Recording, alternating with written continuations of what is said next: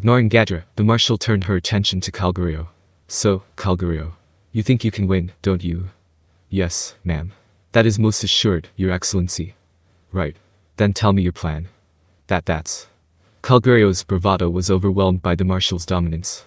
It dawned on him that planning an attack through sheer numbers was too childish of a proposal. More importantly though, he had devised a plan against the Storm Dragon. It was something he had carefully laid out over the years. He wasn't afraid of Veldora. At the end of the day, he's still a dragon, right? Indeed, the dragons that nested in the Canid Mountains were all strong monsters. The lesser dragons that inhabited the foot of the mountains would be easy to handle, but those that had grown into fair dragons would have a strength of air anchor higher. And if they turned into archdragons with elemental attributes, they would become dangerous threats to a small country. In the case of the Empire, however, it was possible to defeat them by simply dispatching a battalion of about 500 troops from the Augmented Legion. These soldiers had subjugated dragons several times in military exercises, and as long as they made no mistakes, they could handle the encounter without serious damage. That was testament to the greatness of the Empire. It was within their power as a nation to support tens of thousands of soldiers. Not even a horde of dragons could jeopardize the Empire's military. Calgurio perceived Veldora as another type of dragon. Thus, he arrived at the conclusion. What is there to fear from a single dragon? The strength of a monster was determined by the amount of magicules it possessed, and that held true, no matter how powerful it was. Dragons were strong because they had enormous magicule reserves in proportion to their mass. High defenses and breath attacks that could exterminate large areas. They possessed such powerful abilities, thanks to their overwhelming magicule capacity. Taking that to be the case, there was no need to fight them head-on. Calgurio and his men had a secret plan. The magic canceller, a new top-secret technology they were developing. Using magic to weaken a dragon wasn't a surefire success. Depending on the dragon, such an attempt could be nullified by its magic interference. But all of that became moot with the introduction of this new technology. The radiation emitted from a magic canceller directly affected the substance called magicules.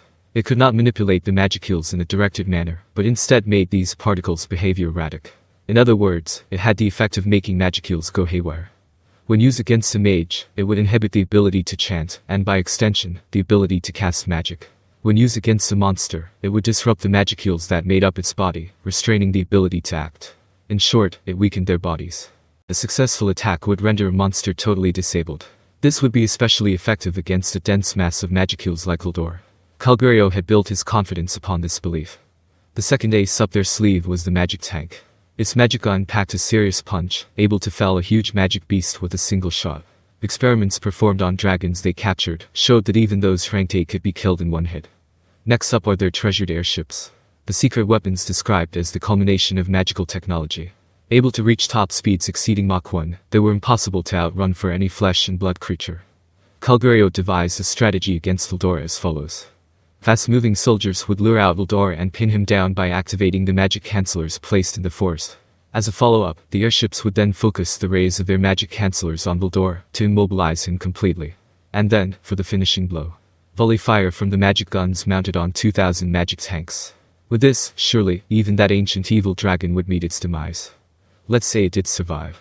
No matter how strong these true dragons are, there is no way it could make it out unscathed.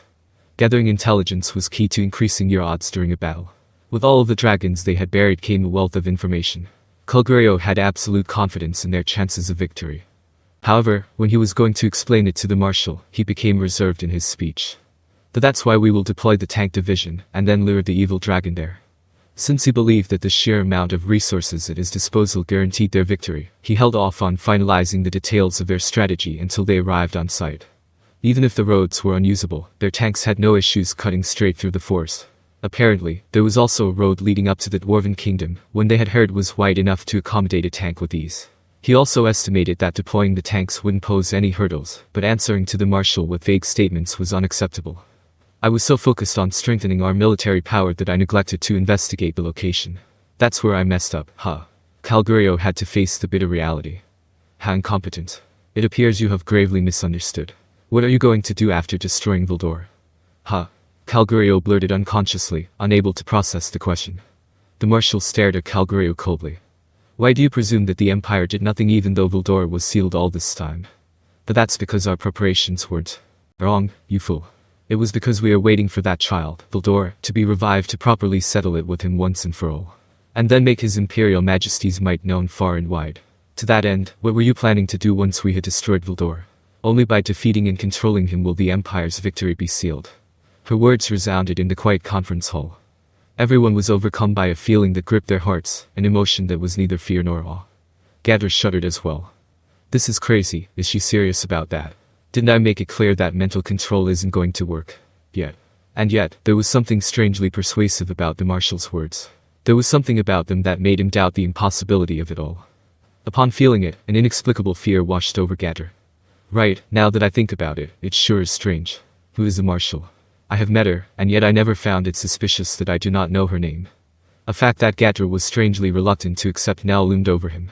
It was his suspicion that maybe the Marshal was an exceptionally skilled user of mental control, surpassing even himself, the Archmage of the Empire. It was no longer a mere doubt, as his certainty grew by the minute. Gadra opened his eyes and gazed intently at the bamboo blind. A delicate silhouette appeared to be visible, a shape beyond the most eldritch of horrors imaginable to Gadra. Caught up in the illusion that one of the true dragons had manifested in human form, he hurriedly brushed aside the idea. Everyone swallowed nervously. The tension in the conference hall was palpable. Well then, I'd like to propose a plan. The voice of a young boy echoed in the silent hall. It was Yuuki. His courage for speaking out in that moment was commendable. Do tell. A voice, as gentle as it was cold, permitted Yuuki to speak. Yuuki bowed while burying his inner thoughts. I believe that now isn't the time for quarrels, and each course should set aside their differences. Please allow me to speak openly. Following this preamble, Yuuki began to propose his strategy with a solemn look. Commencing the invasion, the armored corps would enter the territory of the Great Jura Forest from the east. Demon Lord Rimuru's troops were currently gathering near the intersection between the Great Jura Forest and the Great Emerald River. According to reports, they had fortified an inn-town there as their base of operations, and were on high alert. The marching route of the Imperial Army passed between the Canid Mountains and the Great Jura Forest. There was no road in the eastern part of the Great Jura Forest, rendering that route far too slow. If they advanced to the main entrance of the Dwarven Kingdom and then headed south along the Great Emerald River, they would reach this inn-town. That was where the real battle would begin, were it not for one problem. Wait a minute, Yuuki Dono.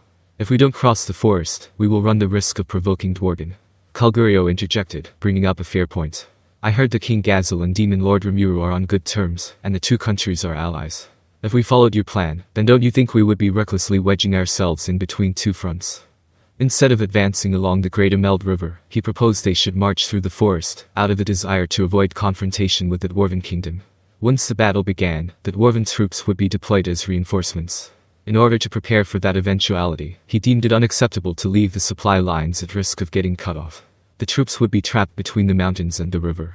If they were forced into a two-front war, they would lose their advantage in numbers. Even with the aid of airships, they wouldn't be able to make use of them to resupply if they couldn't set up a camp. Calgurio couldn't let Yuuki's proposal go unchallenged.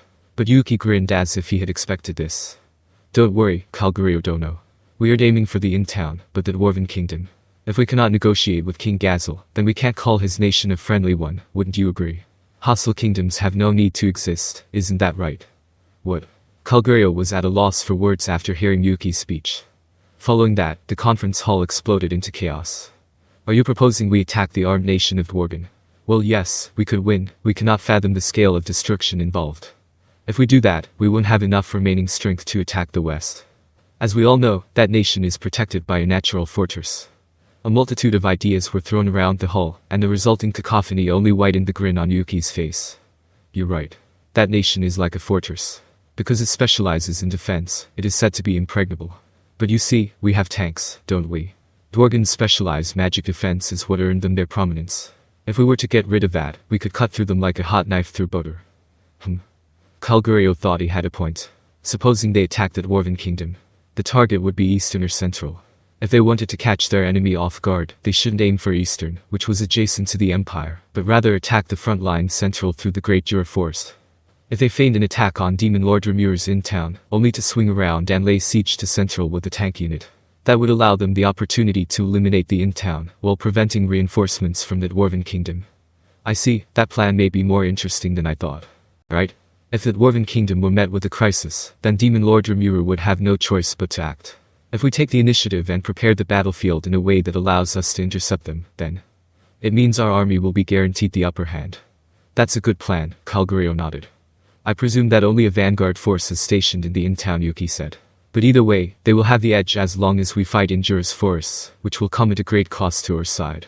However, if we launch a full assault on the Dwarven Kingdom first, its natural fortress will provide us with defense, instead.